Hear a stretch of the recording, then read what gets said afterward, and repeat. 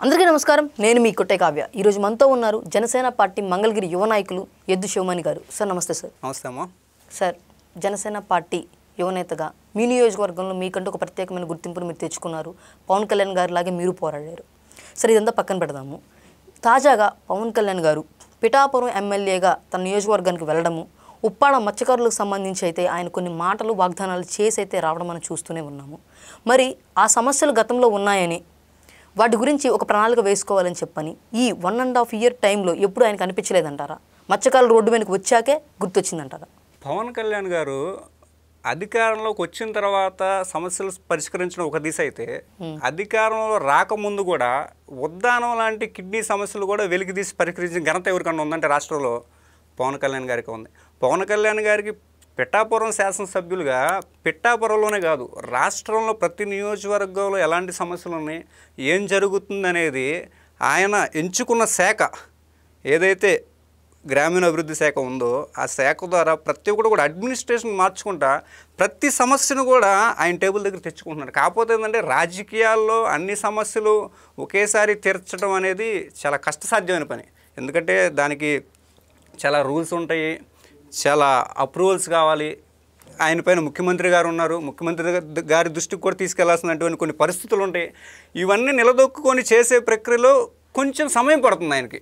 అందులో జనసేన పార్టీ క్షేత్రస్థాయిలో బలోపేతమైనటువంటి అంతకుముందు పదవులు అనిపించినటువంటి పార్టీ కాదు.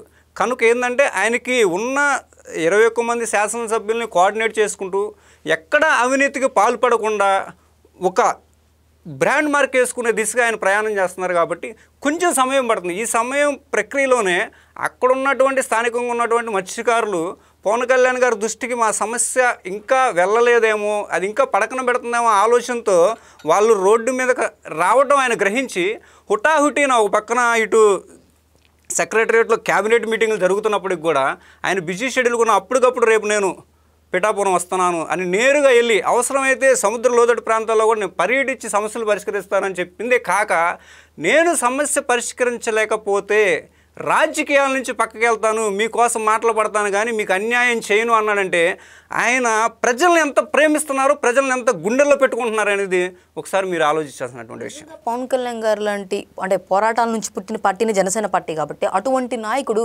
మీకు న్యాయం చేయలేకపోతే రాజకీయాల నుంచి వెళ్ళిపోతాను అన్న ఈ మాట అనడం ఎంతవరకు కరెక్ట్ అంటారు? అది 100% కరెక్ట్. ఎందుకంటే పవన్ కళ్యాణ్ గారు ఒక ఉప ముఖ్యమంత్రి స్థాయిలో ఉన్న ఒక పార్టీకి అధినేత స్థాయిలో ఉన్నప్పటికీ ఆయనకి ఎన్నో పనులు ఉండొచ్చు. ఉన్నప్పటికీ కూడా అంత బలంగా చెప్పారంటే ఆ బలంగా చెప్పిన మాటను బేస్ చేసుకునే కింద ఉన్నటువంటి అధికార యంత్రాంగం చాలా జాగ్రత్తగా పని నిర్వర్తిస్తుంది. మరి ఇదే మాట సాక్షాత్తు పవన్ కళ్యాణ్ గారు కర్నూలు కొండారెడ్డి బుర్జు సాక్షిగా సుగాలి ప్రీతి తల్లికి కూడా చెప్పారు కదా. సుగాలి ప్రీతి గారి విషయంలో కూడా పవన్ కళ్యాణ్ గారు ఈ రోజుకి ఆ విషయాన్ని అయితే వదిలిపెట్టలేదు, లేకపోతే నాకు తెలియదు అనే అంశం ఎక్కడా కూడా అనలేదు.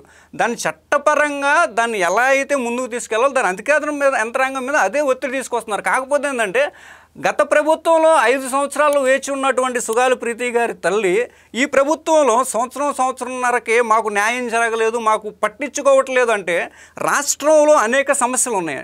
ప్రతి సమస్య కూడా ముఖ్యమే. రైతుల సమస్యలు ఉన్నాయి, లేకపోతే విద్యార్థుల సమస్యలు ఉన్నాయి, లేకపోతే ప్రతిముఖ్యంగా ఏంటంటే రాష్ట్రంలో ఉన్న ఆర్థిక వనరులన్నీ చాలా గత ప్రభుత్వం ఎట్లా చేసిందో లా అండ్ ఆర్డర్ ప్రాబ్లమ్స్ కానీ అన్నీ మీకు తెలుసు. అన్నీ ఒకటే క్రమబద్ధీకరణ చేసుకుని వచ్చే కొంచెం ఆలస్యం పడుతుంది. ఆలస్యాన్ని తీసుకోకుండా ఈ వైసీపీ నాయకులు కానీ వైసీపీ మద్దతుదారులు కానీ ఈ విషప్రచారాలు చేయటం, ఇలా బాగోద్దని గురయ్యేటం, మాటలు రెచ్చగొట్టే విధానాలు చేయడం వల్ల పవన్ కళ్యాణ్ గారు అప్పటికీ కూడా ఎంతో సానుకూలంగా సొంత సోదరిమణిలా తీసుకుని దానికి వివరణ ఇచ్చే ప్రక్రియలో వెళ్తున్నా కానీ ఎక్కడా కూడా సుగాలి ప్రీతి గారికి నాకు సంబంధం లేదనే అంశం లేదండి ఇంతవరకు. మరి ఇప్పుడు పవన్ కళ్యాణ్ గారు రీసెంట్గా చేసిన ఈ పర్యటన ఏదైతే ఉందో ఉప్పాడు గురించి, ఎగ్జాక్ట్లీ అదే రోజున ఓవైపు మాజీ సీఎం జగన్మోహన్ రెడ్డి గారు నర్సీపట్నం పర్యటన పెట్టుకున్నారు. ఇది కేవలం డైవర్షన్ పాలిటిక్స్ అని వైసీపీ నేతలు అంటున్నారు. దీనికి మీ సమాధానం? అది డైవర్షన్ పాలిటిక్స్ అని వైసీపీ పేటీఎం బ్యాచ్ అంటాం అంటే వాళ్ళకి అదే పని అండి. వైఎస్ జగన్మోహన్ రెడ్డి గారు ఎందుకు పోరాటాలు చేస్తున్నారు, అసలు ఎందుకు ప్రజల్లోకి వస్తున్నారు, ఒక అర్థం ఏమైనా ఉందా? ఎక్కడైనా కానీ ఎవరన్నా చనిపోయారంటే దానికి ఒక ఇది తీసుకుంటాను. మా పరిసర ప్రాంతంలో ఉన్నటువంటి తెనాలి పట్టణంలో రౌడీ షీటర్లను పోలీసు వారు దండించారని చెప్పి దాన్ని పరామర్శించడానికి వచ్చారండి. దానివల్ల ప్రభుత్వానికి ఏ సంకేతం ఇస్తున్నట్టు? అదేమంటే మాటకు ముందు ఈసారి వచ్చేది మేమే రపా ఏదో చెప్తా ఉంటారు. అంటే మీరు ఏం చేద్దామని, అంటే బ్రిటిష్ పరిపాలన మళ్ళీ భారతదేశంలో మీరు ఆంధ్రప్రదేశ్ని మొదలుపెట్టే అన్న ఆలోచనలు ఏమైనా ఉన్నారా? అంటే రాక్షస పాలన మేము చేస్తామని ప్రజలను భయభ్రాంతులు గురి చేస్తున్నారా? మీరు ఏం చేస్తూ ఉన్నారు? మీరు దేనికోసం పోరాటం చేస్తున్నారు? దేనికోసం మీరు పర్యటనలు చేస్తున్నారు? ప్రజల్ని భయభ్రాంతుల గురించి ఒక విఎఫ్ఎక్స్ ఎఫెక్ట్స్ పెట్టుకొని 10 మంది ఉన్న చోట ఒక 100 మందిని చూపించి మళ్ళీ మేమే వస్తాము, మేము కనుక వస్తే మీ పరిస్థితి ఎలా ఉంటుందని అసలు ఎలా ప్రజాస్వామ్యం ఎడిపోతుంది? అసలు వాళ్ళ యాత్రకు అర్థం ఏంటి? అసలు నాకు అర్థం కాని విషయం. ఎందుకు దాన్ని డైవర్స్ పాలిటిక్స్ అని వాళ్ళు చెప్తారు? ఏ కోణంలో చెప్తారు? ఓకే, ఇప్పుడు ఈ ఏవైతే పర్యావరణాన్ని విధ్వంసం చేసేలాగా కొన్ని కాలుష్యాల వల్ల సముద్రం అయితే కలుషితం అవడం జరుగుతుంది, వాటికి సంబంధించి నేను 100 రోజుల్లో ఒక ప్రణాళికలు సిద్ధం చేసి సమస్యను పరిష్కరిస్తానని కళ్యాణ్ గారు అన్నారు. అవసరమైతే ఒక 2-3 రోజుల్లో నేను వచ్చి సముద్రంలో కూడా ఆ ప్లేస్ని నేను చూస్తాను, పర్యవేక్షిస్తానని చెప్పని అన్నారు. కానీ దీన్ని వైసీపీ వాళ్ళు ట్రోల్ చేస్తూ గతంలో ఇలాగే సముద్రంలోకి వెళ్ళాడు, సీజ్ ద షిప్ అన్నారు. ఏం చేశారో ఎవరికి తెలియదు. పవన్ కళ్యాణ్ గారు మళ్ళీ అలా వెళ్తే ఆయన్ని ట్రోల్ చేసేందుకు సిద్ధంగా ఉన్నారు. అంటే దీన్ని ఎలా చూడొచ్చు అంటారు? సమాజంలో ఎప్పుడూ కూడా ఒక అవినీతికి పాల్పడకుండా ముక్కుసూటిగా ప్రజల కోసం పోరాడే వ్యక్తికి, ప్రజల కోసం ప్రాణాలు అర్పించడానికైనా సిద్ధపడి సమాజంలో ముందుకొచ్చే వ్యక్తికి విమర్శలు అనేవి చాలా సహజం అండి. పవన్ కళ్యాణ్ గారు కానివ్వండి, వాళ్ళ అన్నయ్య చిరంజీవి గారు కానివ్వండి, విమర్శలను చిరునవ్వుతో స్వాగతిస్తూ ప్రజలకు మంచి చేయాలనేదే వాళ్ళ అజెండా. ఆ ప్రక్రియలోనే వాళ్ళు ఏమి మాట్లాడినా కూడా అదే ఆలోచించి మాట్లాడతారు, అదే నిర్ణయానికి కట్టుబడి అలాగే వారు అంత బలంగా మాట్లాడటం వల్ల కారణం ఏమిటంటే, అది గనక స్థానికంగా ఏదన్నా ఇబ్బందుల వల్ల అలాంటి సమస్యలు వెలికిలోకి రాకపోతే అధినాయకుడే నేరుగా వస్తారన్న పద్ధతిలో ఏదన్నా ఉంటే అవకతవకలు ఆయన దగ్గరికి తీసుకెళ్ళి దాన్ని సరిచేసి ప్రజలకు మంచి చేసి ఆలోచన చేస్తారని, అది ఒక కింద ఉన్న యంత్రాంగానికి ఒక చెప్పాలంటే ఒక ఆర్డర్ లాంటిది అనమాట. ఆ విధంగా ఆయన అలాంటి బలమైన మాటలు మాట్లాడుతున్నారు. అలానే మాట్లాడాలి, ఎందుకంటే అలా మాట్లాడితేనే సహచర శాఖలు కూడా చాలా బలంగా చాలా నిజాయితీగా పనిచేసే అవకాశం ఉంది. అంటే నిజంగా ఆ సీజ్ ద షిప్ అనేది అటకెక్కినట్లేనా? హటకెక్కినట్లని సీజ్ ద షిప్ అనే వాడిని హైలైట్ చేశారు, కానీ దాని వెనకాల అంతర్గతంగా దాన్ని ఏం చేశారు, రూల్స్ ప్రకారం దాన్ని ఎంతవరకు నియంత్రణ చేశారు ఏంటి అనేది ఎవరు వెలికి తీసుకురారండి. ఎప్పుడనేది సీజ్ ద షిప్ అనే దాన్ని పవన్ కళ్యాణ్ గారి అభిమానులు కానివ్వండి, లేకపోతే ఎదురు వ్యక్తులు కానీ హైలైట్ చేస్తారు, కానీ వెనకాల లా అండ్ ఆర్డర్ చేసే పని లా అండ్ ఆర్డర్ చేసుకుంటూ పోతుంది. అది ప్రతి ఒక్కటి కూడా మీడియాకి రివీల్ అవ్వాలి, పేటీఎం బ్యాచ్కి ఇవ్వాలి అంటే అది కుదరని పని.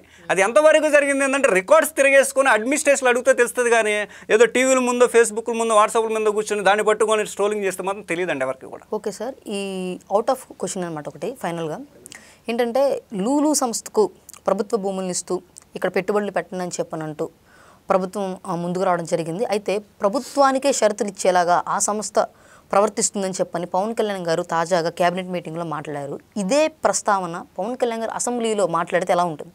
పవన్ కళ్యాణ్ గారికి ఒక ప్రస్తావనని ఎక్కడ ఎప్పుడు ఎలా మాట్లాడాలో అలానే మాట్లాడతారండి. అంటే ఓజీ సినిమాలో ప్రీ రిలీజ్ ఫంక్షన్కి వచ్చిన పవన్ కళ్యాణ్ గారిని, ప్రజా సమస్యలకు వచ్చిన పవన్ కళ్యాణ్ గారిని అక్కడ పవన్ కళ్యాణ్ గారు కదా ఇక్కడే పవన్ కళ్యాణ్ గారిని కంపేర్ చేస్తుంటే తప్పండి. అక్కడ సినిమా వినోదం అభిమానులకు ఏదైతే ఇష్టమో దానికి తగ్గట్టుగా ఆయన నలిగిపోతూ వినోదం అందిస్తారు. ఇలాగే ప్రజలకు వచ్చే నష్టాలు ఏమైనా ఉన్నా, మార్పులు ఏమైనా ఉన్నా క్యాబినెట్లో ఆయన ఎలా మాట్లాడుకోవాలో సంబంధిత అధికారులతో మాట్లాడుకొని ప్రజలకు మెరుగయ్యే విధంగా తీసుకెళ్లే ప్రణాళిక చేస్తారు, కానీ దాన్ని అడ్డుకట్టబడతామో లేకపోతే కూటమికి వ్యతిరేకతమో లేకపోతే ఇంకో దానికి వ్యతిరేకలో ప్రజలు చేయలేని. అది దానివల్ల ప్రజలకు ఏమైనా నష్టాలు ఉంటే దాన్ని సామరాయస్యంగా ఉన్నతాధికారులు తెలియజేసి ఆయన ఒక ప్రపోజల్ తెలియజేసి ప్రజలకు మంచి చేకూరే మలిచే విధంగా ఆయన మాట్లాడతారు. దాన్ని పేటీఎం బ్యాచ్ తీసుకెళ్ళి ఈ విధంగా నెగిటివ్ షేలో చూపించాలని చూస్తారు తప్పితే వేరేది ఏమి ఉండదండి. Okay sir, thank you. Thank you అండి.